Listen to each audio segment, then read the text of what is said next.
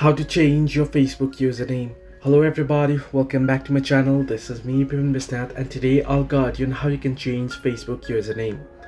Well, the process itself is pretty simple and pretty easy, so let me guide you through. In order to change your username of your Facebook account, what you want to do is you want to open up Facebook. Then you want to tap on the hamburger icon at the right hand side of your screen and then head into settings. Once under settings, you'll get the option that says account center. Right here on the screen you can see account center.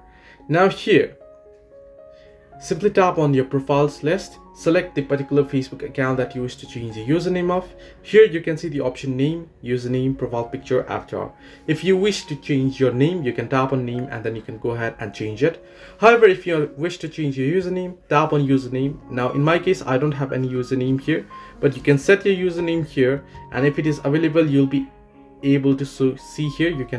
You'll be shown tick mark there, and you'll be able to see the done option. You want to tap on done and it'll be changed, or you can set it up. So this way you can change your Facebook username. Hope this helped you. Do like and subscribe, and do not forget to leave a comment down below if you have any further issues.